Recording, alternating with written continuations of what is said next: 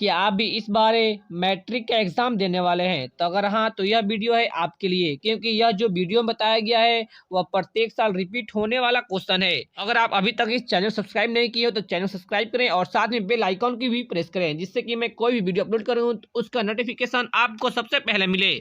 तो आइए हम चलते हैं अपने प्रश्न तरफ। इसमें हमारा पहला क्वेश्चन है, दंत विशेषज्ञ किस दर्पण का उपयोग मरीजों के दांतों का बड़ा प्रतिबिंब देखने के लिए करते हैं? यानी इसके कहने का मतलब है कि जो डॉक्टर लोग होते हैं वह किस दर्पण का उपयोग करते हैं दांत को देखने के लिए। तो इसका करेक्ट ऑप्शन है ऑप्शन बी हो जाएगा, अवतल दर्पण। क्योंकि हम जानते हैं कि जो अवतल दर्पण होता है वह वस्तु का बड़ा प्रतिबिंब बनाता है। तो इसका करेक्ट ऑप्शन है ऑप्शन बी हो जाएगा, अवतल दर्पण। तो अब हम अपने नेक्स्ट क्वेश्चन की तरफ चलते हैं। इसमें हमारा अगला क्वेश्चन है, एक उत्तल लेंस की फोकस दूरी 20 सेंटीमीटर है, तो लेंस की क्षमता क्या होगी? यानी यहाँ पर दिया हुआ है फोकस दूरी, यानी हम फोकस दूरी को लिखते हैं एफ से, यानी एफ का वैल्यू दिया हुआ है हमें 20 सेंटीमीटर।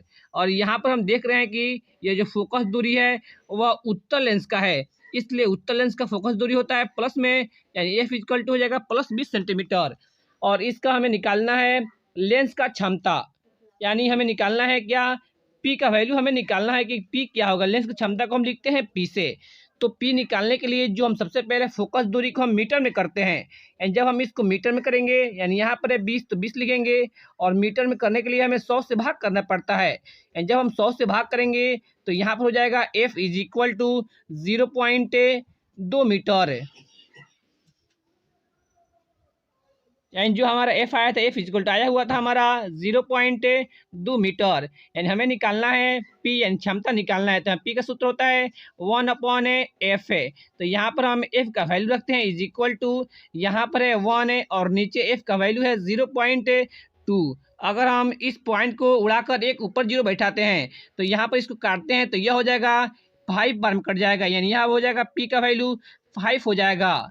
यानी यहाँ पर जो पी होता है वह होता है उसका SI मात्रक होता है डाइऑप्टर, यानी यहाँ पर हो गया पी का वैल्यू +5 डाइऑप्टर। तो इसका करेक्ट ऑप्शन है ऑप्शन सी हो जाएगा +5 डाइऑप्टर। तो अब हम अपने अगले क्वेश्चन की तरफ चलते हैं।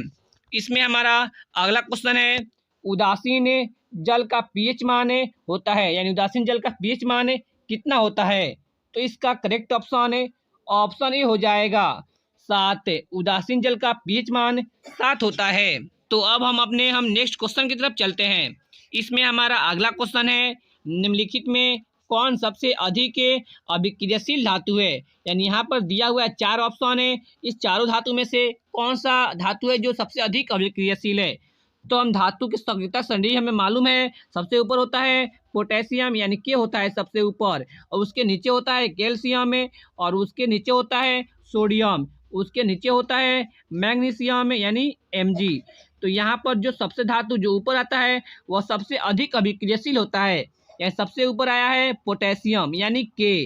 तो इसलिए इसका करेक्ट ऑप्शन है ऑप्शन डी हो जाएगा पोटेशियम यानी कि के। तो अब हम नेक्स्ट क्वेश्चन की तरफ चलते हैं। इसमें हमारा अगला क्वेश्चन है, मानव हृदय का औसत परकुंचन दाब लगभग कितना होता है? यानी इसमें कहने का मतलब है कि जो मानव का जो प्रेशर होता है यानी ब्लड प्रेशर होता है वह कितना, उसमें का परकुंचन दाब लगभग कितना होता है? यानी हम जानते हैं कि मानव का जो प्रेशर होता है 120/80 होता है, यानी जो 120 है उसको कहते हैं हमें सिस्टोलिक के प्रेशर, और 80 को जो हम कहते हैं उसको कहते हैं हम डायस्टोलिक प्रेशर। यानी यहाँ पर इसका करेक्ट ऑप्शन है 120 mmHg। यानी यहाँ पर आपको इस तरह से भी क्वेश्चन पूछ सकता है कि सिस्टोलिक प्रेशर का मान कितना होता है? तो इसका करेक्ट ऑप्शन 120 हो जाएगा। अगर क्वेश्चन में पूछेगा कि डायस्टोलिक प्रेशर कितना होता है तो इसका करेक्ट ऑप्शन है 80 हो जाएगा। यहाँ पर औसत परकुंचन दाब है तो इसका करेक्ट ऑप्शन है ऑप्शन ए हो जाएगा। तो अब हम अपने नेक्स्ट क्वेश्चन की तरफ चलते हैं। इसमें हमारा अगला क्वेश्चन है, दो तंत्रिका कोशिका के मध्य खाली स्थान को क्या कहते हैं? यानी यहाँ पर ऑप्शन है द्रुमिका, सिनेप्स, एक्सॉन, आवेग। तो इसका करेक्ट ऑप्शन है ऑप्शन बी हो जाएगा सिनेप्स कहा जाता है। तो अब हम अपने नेक्स्ट क्वेश्चन की तरफ चलते हैं। यहाँ पर हमारा अगला क्वेश्चन है, निकट दृष्टि दोष का निवारण किस लेंस से होता है?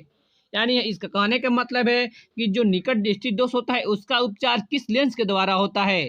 तो इसका करेक्ट ऑप्शन है ऑप्शन बी हो जाएगा अवतल लेंस। अवतल लेंस को हम लोग अपसारी लेंस भी कहते हैं। अगर ऑप्शन में अवतल लेंस नहीं दिया हो तो हमें अपसारी लेंस पर टिक करेंगे। इसमें से कोई एक ऑप्शन दे सकता है, या तो अवतल लेंस देगा या अपसारी लेंस देगा। तो इसका करेक्ट ऑप्शन ऑप्शन बी हो जाएगा अवतल लेंस। और हम इसको भी जान लेते हैं कि उत्तल लेंस का उपयोग किसमें होता है। इसका उपयोग होता है दूर दृष्टि को दूर करने के लिए, और अवतल को तो हम बता दिए हैं निकट दृष्टि दोष का।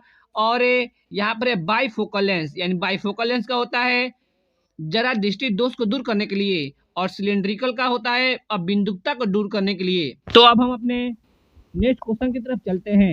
इसमें हमारा अगला क्वेश्चन है भारत में उत्पादित प्रत्यावर्ती धारा की आवृत्ति कितनी होती है। यानी जो हम लोग के घरों में या जो भारत में जो विद्युत धारा है उसकी आवृत्ति यानी फ्रीक्वेंसी कितनी होती है। तो इसका करेक्ट ऑप्शन है ऑप्शन ए हो जाएगा 50 हर्ट्ज यानी 50 हर्ट्ज। तो अब हम अपने अगले क्वेश्चन की तरफ चलते हैं। इसमें हमारा अगला क्वेश्चन है अम्ल वर्षा कहलाने के लिए आवश्यक है कि वर्षा के जल का पीएच मान कितना होना चाहिए। यानी इसके कहने का मतलब है कि वर्षा को कब हम अम्लीय वर्षा कहेंगे।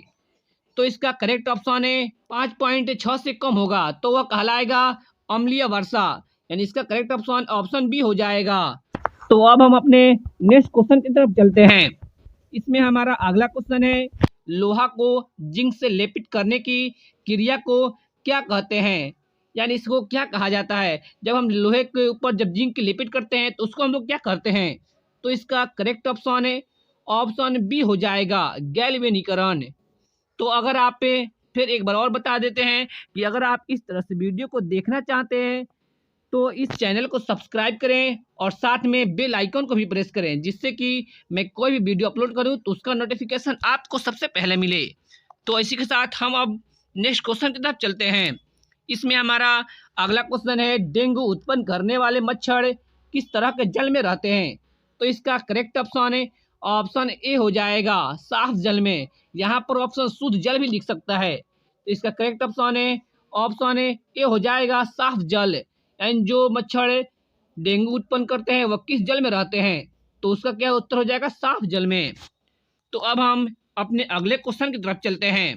इसमें हमारा अगला क्वेश्चन है निम्नलिखित में कौन उभयलिंगी जंतु है। यानी उभयलिंगी मतलब दोनों तरफ से चलने वाला, इसमें से कौन सा जंतु है। तो इसका करेक्ट ऑप्शन है ऑप्शन ए हो जाएगा केंचुआ। यानी जो केंचुआ होता है वो दोनों तरफ से चलता है, इसलिए इसका करेक्ट ऑप्शन है ऑप्शन ए हो जाएगा। तो अब हम अपने नेक्स्ट क्वेश्चन की तरफ चलते हैं। इसमें हमारा अगला क्वेश्चन है विद्युत बल्ब का तंतु बना होता है यानी किस चीज का बना होता है। तो इसका करेक्ट ऑप्शन है ऑप्शन ए हो जाएगा टंगस्टन का, क्योंकि टंगस्टन का प्रतिरोध बहुत कम होता है और इसका गलनांक बहुत उच्च होता है, इसलिए इसका उपयोग विद्युत बल्ब के तंतु के रूप में होता है। अब हमें नेक्स्ट क्वेश्चन की तरफ चलते हैं। इसमें हमारा अगला क्वेश्चन है घरेलू विद्युत परिपथ में उदासीन तार का रंग कैसा होता है। एंड जो उदासीन तार या न्यूट्रल जो होता है वह किस कलर का होता है। तो इसका करेक्ट ऑप्शन है ऑप्शन सी हो जाएगा काला होता है। और यहाँ पर जो है लाल है वह मेन लाइन का होता है, और जो हरा होता है वह अर्थिन का होता है। यानी इसलिए इसका करेक्ट ऑप्शन है ऑप्शन सी हो जाएगा काला होता है। तो अब हम अपने अगले क्वेश्चन की तरफ चलते हैं। इसमें हमारा अगला क्वेश्चन है सीना बार किसका अयस्क है। यानी जो सीना बार होता है वह किसका अयस्क होता है। तो इसका करेक्ट ऑप्शन है ऑप्शन बी हो जाएगा पारा का। अब हम अपने अगले क्वेश्चन की तरफ चलते हैं। इसमें हमारा अगला क्वेश्चन है तांबा और जास्ता के मिश्र धातु है। यानी इसमें से कौन है जो तांबा यानी कॉपर और जास्ता यानी जिंक का मिश्र धातु, इनमें से कौन है। तो इसका करेक्ट ऑप्शन है ऑप्शन सी हो जाएगा पीतल। इसको आप एक ट्रिक से भी याद कर सकते हैं पीता जी, यानी पीता जी यानी पी से हो जाएगा क्या पीतल, ता से हो जाएगा तांबा, और जी आई से हो जाएगा जे आई से हो जाएगा जिंक। यानी इसको आप एक ट्रिक से भी याद कर सकते हैं पीताजी, यानी पीतल तांबा और जिंक का मिश्र धातु है। तो अब हम अपने अगले क्वेश्चन की तरफ चलते हैं। इसमें हमारा अगला क्वेश्चन है ग्वाइटर तथा घेगा रोग पनपता है, यानी ग्वाइटर तथा घेगा रोग किसके कारण होता है? तो इसका करेक्ट ऑप्शन है ऑप्शन बी हो जाएगा, आयोडीन की कमी से। यानी ग्वाइटर तथा घेगा रोग जो होता है वो आयोडीन की कमी से कारण होता है। तो अब हम अपने अगले क्वेश्चन की तरफ चलते हैं। इसमें हमारा अगला क्वेश्चन है, फूल में नर प्रजनन अंग होता है, यानी फूलों में नर प्रजनन अंग इनमें से कौन होता है? Option A, B, C, D. तो इसका करेक्ट ऑप्शन है ऑप्शन ए हो जाएगा, पुंकेसर। यानी जो फूलों में नर प्रजनन अंग होता है वो पुंकेसर होता है। तो अब हम अपने अगले क्वेश्चन की तरफ चलते हैं। इसमें हमारा अगला क्वेश्चन है, एक स्वस्थ आंख की दूर बिंदु होता है, यानी एक स्वस्थ आंख कितने दूर तक देख सकता है? तो इसका करेक्ट ऑप्शन है ऑप्शन डी हो जाएगा, अनंत होता है। एक स्वस्थ आंख की दूर बिंदु अनंत होता है। अगर इसी में क्वेश्चन में पूछा होता एक स्वस्थ आंख की निकट बिंदु कितना होता है, तो निकट बिंदु होता है 25 सेंटीमीटर। तो अब हम अपने अगले क्वेश्चन की तरफ चलते हैं। इसमें हमारा अगला क्वेश्चन है, प्रतिरोध का एसआई मात्रक होता है, यानी इनमें से कौन है जो प्रतिरोध का एसआई मात्रक है? तो इसका करेक्ट ऑप्शन है ऑप्शन बी हो जाएगा, ओम। यानी ओम को इस तरह लिखा जाता है। और यहाँ पर जो एम्पियर होता है वह किसका होता है एसआई मात्रक? वह होता है विद्युत धारा का। तो इसका करेक्ट ऑप्शन क्या हो जाएगा? प्रतिरोध का। इसका करेक्ट ऑप्शन ऑप्शन बी हो जाएगा, ओम। तो अब हम अगले क्वेश्चन की तरफ चलते हैं। इसमें हमारा अगला क्वेश्चन है, नीचे दी गई अभिक्रिया में कौन सा कथन सत्य है? यानी यहाँ पर अभिक्रिया जो लिखा हुआ है 2 कॉपर प्लस O2 मिलकर बनाता है CeO, यानी जो अभिक्रिया ये दिया हुआ है वह कौन सा सत्य, इसमें से कौन सा सत्य है? यानी यहाँ पर एक कॉपर का ऑक्सीकरण है, कॉपर का अवकरण है, कॉपर का नाइट्रेशन। यानी यहाँ पर ऑक्सीकरण, ऑक्सीकरण का मतलब होता है ऑक्सीजन का जुड़ना या हाइड्रोजन घटना। इस तरह से हम कहते हैं कि ऑक्सीजन अगर बढ़ जाए या हाइड्रोजन अगर घटे तो इसको कहा जाता है ऑक्सीकरण। इसके उल्टा, जस्ट उल्टा होता है अवकरण। यानी अवकरण का मतलब होता है ऑक्सीजन का ह्रास और हाइड्रोजन की वृद्धि। यहाँ पर देख रहे हैं कि जो कॉपर है इसके साथ कुछ भी नहीं है। यहाँ पर जो देख रहे हैं यहाँ कॉपर में ऑक्सीजन आ गया है, यानी यहाँ पर ऑक्सीजन जुट गया है। तो जुड़ना, ऑक्सीजन का जुड़ना क्या कहलाता है? ऑक्सीजन का जुड़ना कहलाता है ऑक्सीकरण। तो इसलिए इसका करेक्ट ऑप्शन है ऑप्शन ए हो जाएगा, कॉपर का ऑक्सीकरण। तो अब हम अपने अगले क्वेश्चन की तरफ चलते हैं। इसमें हमारा अगला क्वेश्चन है, कोई विलयन नीले लिटमस पत्र को लाल कर देता है, तो इसका पीएच मान क्या होगा? यानी कोई एक विलयन दिया हुआ है, वह विलयन है, वह नीले लिटमस पत्र को लाल कर देता है, तो इसका पीएच मान क्या होगा? तो इसका करेक्ट ऑप्शन है ऑप्शन सी हो जाएगा, 7 से कम। क्योंकि जो 7 से कम जिसका पीएच मान होता है वह होता है अम्ल, यानी कि अम्ल ही है जो नीले लिटमस पत्र को लाल कर देता है। इसलिए इसका करेक्ट ऑप्शन है ऑप्शन सी हो जाएगा, 7 से कम में। तो अब हम अपने अगले क्वेश्चन की तरफ चलते हैं। इसमें हमारा अगला क्वेश्चन है, मानव मादा में निषेचन कहाँ होता है? यानी जो मानव मादा में जो होता है निषेचन वो कहाँ पे होता है? इसका करेक्ट ऑप्शन हो जाएगा ऑप्शन ए, डिंब वाहिनी में होता है। तो अब हम अपने अगले क्वेश्चन की तरफ चलते हैं। इसमें हमारा अगला क्वेश्चन है, मानव शरीर में किसी सामान्य कोशिका में गुणसूत्रों की कितने युग्म होते हैं? युग्म मतलब जोड़ा, यानी कितना जोड़ा होता है गुणसूत्र मानव शरीर के? तो इसका करेक्ट ऑप्शन है ऑप्शन सी हो जाएगा, 23 जोड़ा। यहाँ पर पूछा हुआ है युग्म, यानी कि जोड़ा कितना होता है। इसका करेक्ट ऑप्शन हो जाएगा ऑप्शन सी, 23 जोड़ा। अगर यहाँ पर पूछा होता कितने गुणसूत्र होते हैं, यानी इसका करेक्ट ऑप्शन होता 46। लेकिन यहाँ पर क्वेश्चन में है कितने युग्म होते हैं, यानी युग्म यानी जोड़ा कितना होता है। अब हम अगले क्वेश्चन की तरफ चलते हैं। इसमें हमारा अगला क्वेश्चन है, विद्युत धारा उत्पन्न करने की युक्ति को कहते हैं, यानी उस युक्ति को क्या कहते हैं जो विद्युत धारा उत्पन्न करती है? तो इसका करेक्ट ऑप्शन है ऑप्शन ए हो जाएगा, जनित्र, यानी जनरेटर, या इसको डायनेमो भी बोला जाता है। इसलिए इसका करेक्ट ऑप्शन है ऑप्शन ए हो जाएगा, क्योंकि जनित्र है वह विद्युत धारा को उत्पन्न करता है। तो अब हम अपने अगले क्वेश्चन की तरफ चलते हैं। इसमें हमारा अगला क्वेश्चन है, पवन विद्युत जनित्र में पवन की चाल कम से कम में, यहाँ पर सॉरी यहाँ पर काम लिखा गया है, यहाँ पर होगा कम, यानी कम से कम कितनी होनी चाहिए? तो इसका करेक्ट ऑप्शन हो जाएगा ऑप्शन ए, यानी कि पवन की चाल यानी हवा की वायु की चाल लगभग कितनी होनी चाहिए पवन विद्युत जनित्र, यानी पवन ऊर्जा को प्राप्त करने के लिए लगभग कम से कम हवा की चाल कितनी होनी चाहिए? तो इसका करेक्ट ऑप्शन हो जाएगा ऑप्शन ए 15 किलोमीटर प्रति घंटा। तो अब हम अगले क्वेश्चन की तरफ चलते हैं। इसमें हमारा अगला क्वेश्चन है, चीनी का रासायनिक सूत्र क्या होता है? यानी चीनी का रासायनिक सूत्र क्या होता है? तो चीनी का रासायनिक सूत्र होता है C12 H22 और O11। तो इसका करेक्ट ऑप्शन क्या हो जाएगा? इसका करेक्ट ऑप्शन हो जाएगा option C C12 H22 O11। अब हमें अगले क्वेश्चन की तरफ चलते हैं। इसमें हमारा अगला क्वेश्चन है, एक धातु जिसे आसानी से काटा जा सकता है, यानी इसमें से कौन सी धातु है जिसको आसानी से काटा जा सकता है? तो इसका करेक्ट ऑप्शन हो जाएगा ऑप्शन डी सोडियम, यानी कि Na। सोडियम को लिखा जाता है Na। तो आप इसको एक ट्रिक से भी याद कर सकते हैं।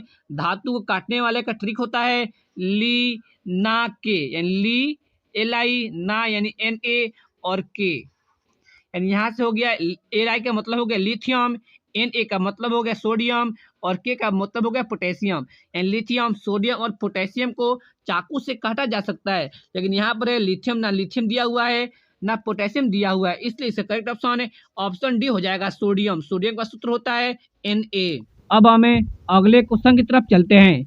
इसमें हमारा अगला क्वेश्चन है, निम्न में कौन प्राकृतिक संसाधन नहीं है? यानी इसका मतलब है, यानी प्रकृति के द्वारा दिया हुआ वह कौन से संसाधन नहीं है?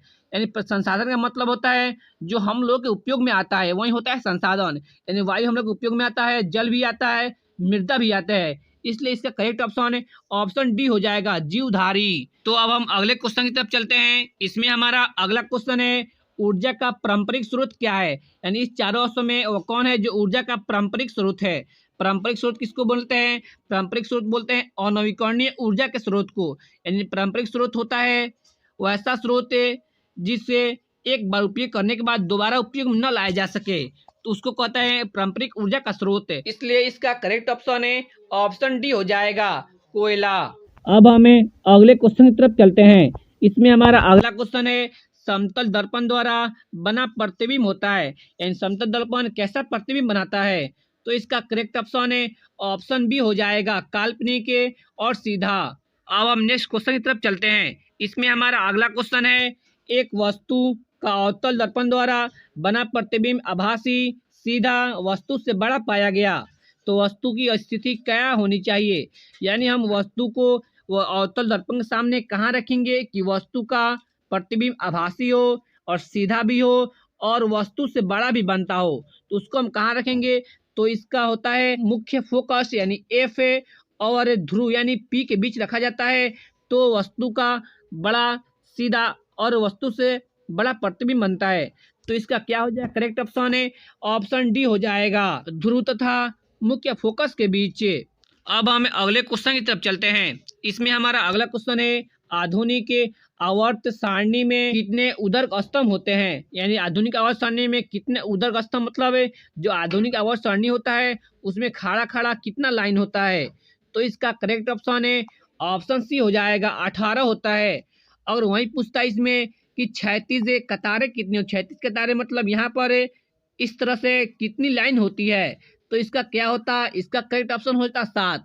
यानी आधुनिक आवर्त सारणी में 36 कतारों की संख्या होती है 7 और उदर्ग स्तंभ यानी खड़ा खड़ा जो होता है वह होता है 18। तो अब हम अपने अगले क्वेश्चन की तरफ चलते हैं। इसमें हमारा अगला क्वेश्चन है, CnH2n किस हाइड्रोकार्बन ग्रुप का सामान्य सूत्र है? यानी CNA यानी H2n जो होता है वह किसका सूत्र होता है? तो इसका करेक्ट ऑप्शन है ऑप्शन ए हो जाएगा एल्कीन, क्योंकि एल्केन का सूत्र होता है CnH2n+2 होता है और हम जानते हैं कि एल्काइन का सूत्र होता है CnH2n-2 होता है, इसलिए इसका करेक्ट ऑप्शन क्या हो जाएगा? ऑप्शन ए हो जाएगा एल्कीन। अब हमें अपने अगले क्वेश्चन की तरफ चलते हैं। इसमें हमारा अगला क्वेश्चन है, ओजोन परत पाया जाता है, यानी ओजोन परत कहाँ पाया जाता है? तो इसका करेक्ट ऑप्शन है ऑप्शन बी हो जाएगा वायुमंडल के ऊपरी सतह में। तो अब हमें अपने अगले क्वेश्चन की तरफ चलते हैं। द ओरिजिन ऑफ स्पीसीज नामक पुस्तक किसने लिखी है? यानी ओरिजिन ऑफ स्पीसीज नामक पुस्तक किसके द्वारा लिखा गया है? तो इसका करेक्ट ऑप्शन है ऑप्शन ए हो जाएगा डार्विन। तो अब हम अपने अगले क्वेश्चन की तरफ चलते हैं। इसमें हमारा अगला क्वेश्चन है, मानव नेत्र में किस प्रकार का लेंस पाया जाता है। एंड जो मानव नेत्र यानी आंख में होता है वह किस प्रकार का लेंस होता है। तो इसका करेक्ट ऑप्शन हो जाएगा ऑप्शन ए, उत्तल लेंस होता है। यानी इसमें आपको अभिसारी लेंस भी दिया होता तो आप किस पर टिक करते, अभिसारी लेंस, यानी उत्तल लेंस को ही अभिसारी लेंस कहा जाता है। तो इसका करेक्ट ऑप्शन हो जाएगा ऑप्शन ए, उत्तल लेंस। अब हम अपने अगले क्वेश्चन की तरफ चलते हैं। इसमें हमारा अगला क्वेश्चन है, विद्युत धारा मापने में किसका उपयोग होता है, यानी धारा को मापने में किसका उपयोग हम करते हैं। तो इसका करेक्ट ऑप्शन हो जाएगा ऑप्शन ए, ए मीटर। यानी ए मीटर का जो उपयोग होता है वह विद्युत धारा को मापने के लिए होता है, और जो वोल्ट मीटर का उपयोग होता है वह परिपथ में वोल्टेज मापने का उपयोग में लाया जाता है, वोल्ट मीटर को। तो इसलिए इसका करेक्ट ऑप्शन हो जाएगा ऑप्शन ए मीटर। तो अब हम अपने अगले क्वेश्चन की तरफ चलते हैं। इसमें हमारा अगला क्वेश्चन है, जो नेत्र निकट स्थित वस्तु को साफ नहीं देख सकती तो उस नेत्र में होता है, उस नेत्र में कौन सा दोष होगा जो निकट की वस्तु को नहीं देख सकता। तो इसका क्या हो जाएगा, इसका आंसर हो जाएगा, इसका करेक्ट ऑप्शन हो जाएगा ऑप्शन ए, दूर दृष्टि दोष। यानी जो दूर दृष्टि दोष होता है इसमें व्यक्ति दूर को देखता है लेकिन निकट को नहीं देखता है, इसलिए इसका करेक्ट ऑप्शन हो जाएगा ऑप्शन ए, दूर दृष्टि दोष से। और जो निकट में होता है यानी इसमें व्यक्ति निकट को वस्तु को देखता है और दूर को नहीं देखता है, इसलिए इसका करेक्ट ऑप्शन क्या हो जाएगा, ऑप्शन ए, दूर दृष्टि दोष से। तो अब हम अपने अगले क्वेश्चन की तरफ चलते हैं। इसमें हमारा अगला क्वेश्चन है, सीसा यानी कि पीबी, पीबी को हम लेड भी कहते हैं, टीन और एसएन, एसएन और पीबी किसका मिश्र धातु है।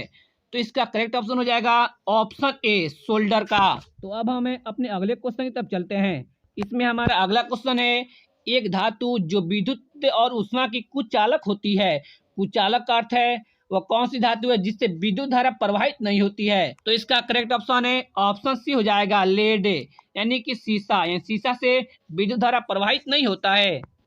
तो अब हम अपने अगले क्वेश्चन की तरफ चलते हैं। इसमें हमारा अगला क्वेश्चन है, वसा का पाचन किसके द्वारा होता है, यानी किसके द्वारा होता है वसा, यानी चर्बी, चर्बी का पाचन किसके द्वारा होता है। तो इसका सही ऑप्शन है ऑप्शन ए, डी हो जाएगा, लाइपेज के द्वारा। तो अब हम अपने अगले क्वेश्चन की तरफ चलते हैं। इसमें हमारा अगला क्वेश्चन है, रक्त का लाल रंग निम्नलिखित में किस प्रोटीन की उपस्थिति के कारण होता है, यानी जो रक्त का लाल रंग होता है वह किस प्रोटीन के कारण लाल होता है। तो इसका करेक्ट ऑप्शन हो जाएगा ऑप्शन बी, हीमोग्लोबिन, यानी हीमोग्लोबिन के कारण ही हमारा खून लाल होता है। तो अब हम अपने अगले क्वेश्चन की तरफ चलते हैं। इसमें हमारा अगला क्वेश्चन है 100 W, यानी यहाँ पर दिया हुआ है W, एंड W क्या होता है, W का मतलब होता है वाट। तो वाट किसका एसआई मात्रक होता है, वाट एसआई मात्रक होता है P का, P यानी पावर का, यानी P का वैल्यू दिया हुआ है इज इक्वल टू 100 वाट। और उसके बाद यहाँ पर लिखा हुआ है 220 भी क्या है, या वोल्ट है, यानी वोल्ट किसका एसआई मात्रक होता है, यह वोल्ट है वोल्टेज का। यानी यहाँ पर हमें दिया हुआ है V इज इक्वल टू दिया हुआ है 220 वोल्ट। और उसके बाद इस क्वेश्चन में कह रहा है विद्युत बल्ब के तंतु का प्रतिरोध क्या होगा, प्रतिरोध यानी आर का मान क्या होगा, R is equal to what, R का मान क्या होगा। तो हम यहाँ से आर का वैल्यू ज्ञात करते हैं। हम जानते हैं कि हमारा पी यानी पावर का सूत्र होता है P is equal to V square upon R. यहाँ पर हमें आर का वैल्यू ज्ञात कर रहे हैं, आर को हम इधर लेकर जाएंगे, यानी आर इज इक्वल टू हो जाएगा वी स्क्वायर अपॉन या पी चला आएगा नीचे, यानी आर का निकालना है मान, तो यहाँ पर पी चला आएगा। तो हम यहाँ पर अगर V और P का वैल्यू ज्ञात करते हैं, यानी V का वैल्यू दिया हुआ है हमें 220 वोल्ट, यानी R इज इक्वल टू हो जाएगा हमारा कितना 220 का स्क्वायर, यानी स्क्वायर था वहाँ पे, अपॉन नीचे हो जाएगा यहाँ पर अपॉन P का वैल्यू कितना दिया हुआ है 100, और इसको हम स्क्वायर कर अगर 100 से काटते हैं तो यहाँ पर आ जाएगा हमें 484, यानी यहाँ पर है आर क्या है, प्रतिरोध है, यानी प्रतिरोध का एसआई मात्रक होता है ओम, इसलिए इसका करेक्ट ऑप्शन हो जाएगा 484 ओम। इसका करेक्ट ऑप्शन है ऑप्शन बी हो जाएगा। तो अब हम अपने अगले क्वेश्चन की तरफ चलते हैं। इसमें हमारा अगला क्वेश्चन है, किसी कुंडली का प्रतिरोध ज्ञात करने के लिए सूत्र है, यानी प्रतिरोध यानी आर का मान ज्ञात करने के लिए हम कौन सा सूत्र का प्रयोग करते हैं। तो हम जानते हैं कि हमारा सूत्र यानी ओम का नियम होता है B is equal to I R. अगर यहाँ से हम आर का वैल्यू ज्ञात करते हैं यानी यहाँ पर हो जाएगा आर इज इक्वल टू, यहाँ पर भी इसके गुना में है यानी इधर आएगा तो बी बट्टा के नीचे चला जाएगा यानी यह हो जाएगा भी अपॉन आई। यही हो जाएगा हमें आर का सूत्र है। आर का यह सूत्र किस ऑप्शन में दिया हुआ है तो यहाँ पर देख रहे हैं कि यहाँ पर दिया हुआ है आर इज इक्वल टू भी अपॉन आई, ऑप्शन सी में दिया हुआ है, इसलिए इससे करेक्ट ऑप्शन है ऑप्शन सी हो जाएगा, आर इज इक्वल टू भी अपॉन आई। तो अब हम अपने अगले क्वेश्चन की तरफ चलते हैं। इसमें हमारा अगला क्वेश्चन है स्वपोषी पोषण के लिए आवश्यक है। यानी स्वपोषी पोषण क्या होता है? स्वपोषी पोषण वो होता है जो अपना भोजन खुद बनाता है और खुद अपने से ही पोषण करता है। यानी जैसे होता है पेड़ पौधा, वही होता है स्वपोषी पोषण। तो इसका क्या हो जाएगा?